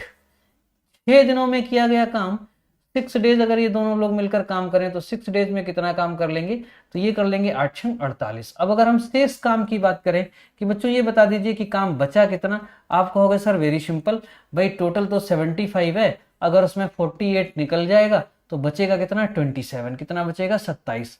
अब कह रहा है ए चला जाता है, शेष काम को बी अकेला करता है, तो बेटा बी अकेला करता है अगर, तो बी की क्षमता इट मीन्स 3 से डिवाइड कर दीजिए, कितना समय लग जाएगा 9 दिन का टाइम लग जाएगा। अब यहाँ पे आंसर कितना आप टिक करोगे, 9 दिन टिक करोगे, नहीं, वो कह रहा है पूरा काम कितने दिनों में समाप्त हुआ, तो 9 दिन तो बी ने अकेले काम किया है और 6 दिन इन दोनों ने साथ साथ काम किया है, तो टोटल वर्क कितना, टोटल टाइम कितना लग गया 9 + 6 15, और आंसर सी के साथ जाएंगे। आई होप बहुत अच्छे से सवाल आप सभी को समझ में आ गया होगा। तो इस तरह से नोट कर लीजिए जल्दी से सवाल और बढ़ते हैं अगले क्वेश्चन की तरफ। नोट कर लीजिए, फटाफट नोट कर लीजिए, पूरा क्वेश्चन दिख रहा होगा। ठीक है, अगला सवाल क्या है, इसमें स्क्रीनशॉट ले लीजिए। चलिए हम हट जाते हैं स्क्रीनशॉट लेने के लिए। ठीक है, अगला सवाल है, रवि और श्याम की आयु का अनुपात 3:5 है। x वर्ष बाद रवि और श्याम की आयु का अनुपात 5:7 होगा। यदि प्रारंभ में इनकी आयु का योगफल 32 वर्ष हो तो x का मान ज्ञात कीजिए। प्रीवियस ईयर क्वेश्चन है ये 3:5 है। ठीक है, 3:5 है और कह रहा है प्रारंभ में इनका योगफल कितना है, आयु का 32 वर्ष है। तो अगर हम यहां से निकालें तो ये 3 और 5 कितना हो गया बच्चे, 8 हो जाएगा ये, और 32 वर्ष जो टोटल है वो 8 भागों में बटेगा, तो एक भाग की वैल्यू क्या आ जाएगी 4। इसलिए रवि की आयु आ जाएगी 4 × 3 12 वर्ष, और इसकी आयु आ जाएगी 4 × 5 यानी कि 20 वर्ष। तो 12 वर्ष और 20 वर्ष ये हो जाएंगे इनकी प्रारंभिक आयु। कह रहा है x वर्ष बाद इनकी आयु का अनुपात 5:7 हो जाएगा। क्या रेशियो हो जाएगा, 5:7 हो जाएगा। देखो इसको लगाने का बेसिक तरीका क्या है, 5:7 हो जाएगा। यहाँ पे एक निश्चित संख्या अगर कह रहा है जोड़ दी जाए, निश्चित संख्या यानी x जो है वो एक निश्चित संख्या है, जोड़ दी जाए तो ये रेशियो 5:7 हो जाएगा। अभी ये रेशियो क्या है, तो कैसे लगेगा, देखो एक 12 का है, एक 20 का है, 12 ये है और ये 20 है। दोनों में अगर कह रहा है x जोड़ दिया जाए तो इसमें भी x जोड़ दो और इसमें भी x जोड़ दो, तो ये रेशियो क्या हो जाएगा 5:7 हो जाएगा। 5:7 कर लीजिए, इसको कैलकुलेट करेंगे तो 12 सत्ते 84 प्लस ये हो जाएगा 7x। क्लियर ना बच्चे, 7x। और यहाँ पे अगर हम मल्टीप्लाई करेंगे तो ये हो जाएगा 100 प्लस ये हो जाएगा 5x। अब देखो ये 5x है, इधर आएगा घटेगा 2x हो जाएगा, ये उधर जाएगा घटेगा 16 बचेगा, तो 2x की वैल्यू 16 और यहाँ से x की वैल्यू क्या आ जाएगी 8, यानी x की वैल्यू क्या आ जाएगी 8, x की वैल्यू 8 आ जाएगी, यानी ऑप्शन सी के साथ जाएंगे। बोलो बात समझ में आ गई सबको, हाँ या ना, वेरी गुड। तो अगर हम बात करें अगले टॉपिक की, अगले क्वेश्चन की, ये सबको समझ में आ गया ना, कर लेंगे इस तरह से। अगले क्वेश्चन की बात करें, अगला क्वेश्चन है 72,900 रुपए का 11 होल 1/9% वार्षिक चक्रवृद्धि ब्याज की दर से 2 सही 1/2 यानी 2.5 वर्ष का चक्रवृद्धि ब्याज ज्ञात कीजिए जबकि ब्याज वार्षिक देय है। सबसे पहले हम इसको फ्रैक्शन में चेंज करेंगे। 11 सही 1/9 की फ्रैक्शन क्या है 1/9 है। 11 सही 1/9 की फ्रैक्शन क्या है 1/9 है। बात समझ में आ रही है ना। तो 72,900 रुपए जो कि मूलधन है उसका हम 11 सही 1/9 निकालें या उसका हम फ्रैक्शन में 1/9 निकाल दें। 11 सही 1/9 प्रतिशत निकालें या 1/9 निकाल दें, बात एक ही है। चलिए तो इसका हम 1/9 निकालेंगे तो पहले साल का ब्याज हमें कितना मिलेगा, इसका 1/9 निकाल लेंगे। तो 11 1/9 9 8 72 9 एकम 9 8100 रुपए ये पहले साल का ब्याज आ जाएगा। तो बच्चे दूसरे साल का भी ब्याज इतना ही आ जाएगा 8100, तीसरे साल का भी ब्याज इतना ही आ जाएगा 8100। यहां कह रहा है 2.5 वर्ष, 2.5 वर्ष का मतलब हुआ 2 वर्ष प्लस आधा वर्ष, यही तो 2.5 वर्ष हुआ बच्चे। तो पहले 2 वर्ष का ब्याज कंप्लीट निकाल लो। इसका 1/9 टॉपिक में हम पढ़ाएंगे पूरा डिटेल में आपको कैसे निकालना होता है। यहाँ 1800 करेंगे, जिन बच्चों ने पहले से पढ़ रखा है उनको बहुत आसानी से समझ में आ रहा होगा। यहाँ लिखेंगे 100, ये हो गया। यहाँ पे पहले वर्ष का ब्याज दिया, बिल्कुल देना था दिया। दूसरे वर्ष का ब्याज दिया, बिल्कुल देना था दिया। तीसरे वर्ष का ब्याज पूरा दिया, नहीं देना था। तीसरे वर्ष में यानी 2 वर्ष के बाद मात्र आधा वर्ष का ब्याज देना था और हमने 2 वर्ष के बाद यहाँ पूरे वर्ष का ब्याज दे दिया है। इट मींस लास्ट 2 वर्ष के बाद हमें क्या करना है, ब्याज को आधा कर देना है। तो ये 8100, इसका आधा करेंगे 4050 बनेगा। 1800 ये 900 हो जाएगा। 100 ये 50 हो जाएगा। इसको हम ऐड कर लेंगे, बिल्कुल कर लेंगे ऐड, आसानी से कर पाएंगे। ये हो जाएगा बच्चे 0, 5 5 10, फिर से 0 हो जाएगा ये, है ना। और 1 आ जाएगा, 1 1 2 2 और 18 2 20 20 और एक कैरी वाला 21, एक फिर 2 आ जाएगा, 8 8 16, 16 4 20, 20 और 2 22, 22,100 रुपए आ जाएगा। 22,100 रुपए। कोई ऑप्शन है इस तरह का 22,100 रुपए का? बिल्कुल जाएंगे ऑप्शन फर्स्ट के साथ। कैलकुलेशन थोड़ी सी चेक कर लेंगे। 22,100, ठीक है। ये हो जाएगा 9,000, ये बन गया 9,000, ये बन गया 18,000, 18,000 22,000, 22,100 बिल्कुल सही है, 100% सही है। 22,100 रुपए जो ब्याज बनेगा। चक्रवृद्धि ब्याज के टॉपिक में कंपाउंड इंटरेस्ट का टॉपिक पढ़ाएंगे। इस तरह से एक ही मेथड से सारे के सारे सवालों को सॉल्व करना आपको आसानी से सिखा देंगे। आज ज्यादा कुछ नहीं बताया जा सकता है क्योंकि डिस्कशन का पीरियड है ये, ठीक है। तो जब हम आगे सेक्शनल का लेके आएंगे निश्चित तौर पे आपको ये सवाल दोबारा आपको बहुत अच्छे से समझाएंगे। बढ़ते हैं अगले सवाल की तरफ। अगला सवाल है बेटा, 8 आदमी तथा 8 लड़कियां किसी काम को 6 दिनों में समाप्त कर सकते हैं। 8 आदमी और 8 लड़कियां, ठीक है। गर्ल्स कर लेते हैं यहां पर। किसी काम को कितने दिनों में? 6 दिनों में समाप्त कर सकते हैं। 6 कर लिया।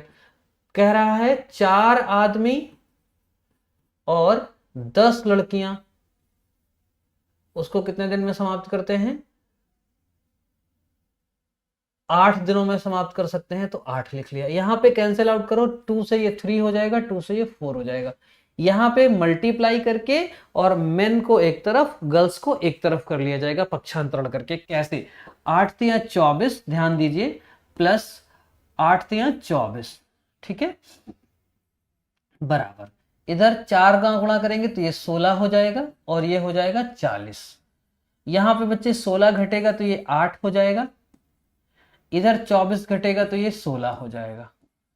यहां पे हम कैंसिल आउट करेंगे, m और ये m अपॉन g यानी मेन और गर्ल्स का जो रेशियो बनेगा इफिशियंसी का वो क्या हो जाएगा? 2:1 का हो जाएगा। आ गई बात समझ में? ऐसे बना लेंगे। ये टोटल वर्क होता है, एक तरफ का पार्ट जो होता है ये टोटल वर्क होता है, चाहे इधर का चाहे उधर का। हम इनकी वैल्यू को एक तरफ पुट करके टोटल वर्क निकाल लेते हैं।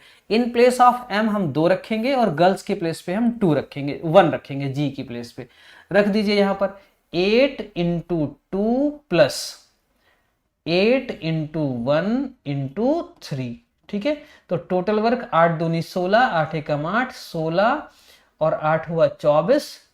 बेटा 6 है यहां पर, 24 गुणा 6 कितना हो जाएगा? 144, ठीक है। कह रहा है एक लड़की कितने दिन में करेगी? एक लड़की कितने दिन में करेगी?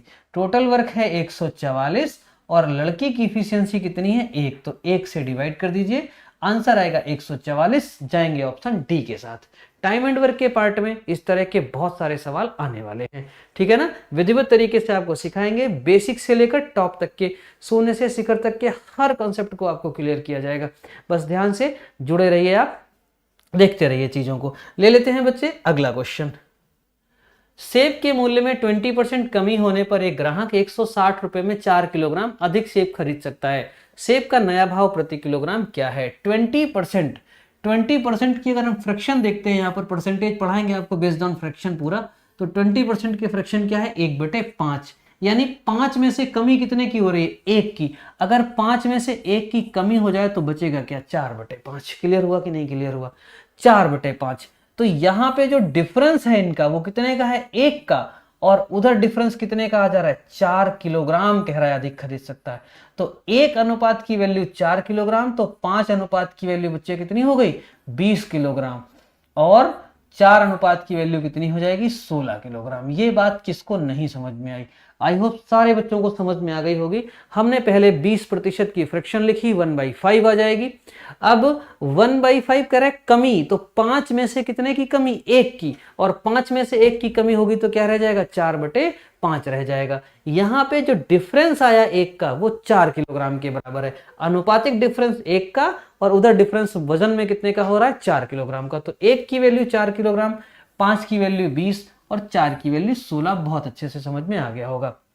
अगर 160 रुपए में कोई वस्तु 16 किलोग्राम मिले तो उसका मूल्य क्या होगा? 10 रुपए पर केजी। क्लियर हुआ कि नहीं क्लियर हुआ? हाँ या ना? बिल्कुल सर समझ में आ गया। 160 रुपए में अगर कोई वस्तु 20 किलोग्राम मिले, 20 किलोग्राम मिले तो उसका मूल्य क्या हो जाएगा? 8 रुपए पर केजी। तो कह रहा है सेब का पहले वाला मूल्य क्या था, तो आप लगाएंगे पहले 10 रुपए प्रति किलोग्राम था। सेब का बाद वाला यानी नया भाव क्या है, तो आप लगाएंगे 8 रुपए प्रति किलोग्राम है, और 8 रुपए प्रति किलोग्राम में जाएंगे आंसर डी के साथ। बहुत अच्छे से सवाल समझ में आ गया होगा, बहुत अच्छे से क्लियर हो गया। आज के लिए इतना ही इस प्रैक्टिस सेट में, और अगला जब हम वीडियो लेकर आएंगे तो वो सेक्शनल का वीडियो होगा, और उसमें सारे चैप्टर्स के बारे में हम आगे बताते जाएंगे, कुछ प्रैक्टिस सेट, कुछ कंसेप्ट, कुछ सेक्शनल वीडियो, और आप अच्छे से अपने एग्जाम तक सब कुछ क्लियर कर पाएंगे। आई होप आप सभी अच्छे से इस वीडियो को देखेंगे, पढ़ेंगे। आज के लिए इतना ही, धन्यवाद, थैंक यू।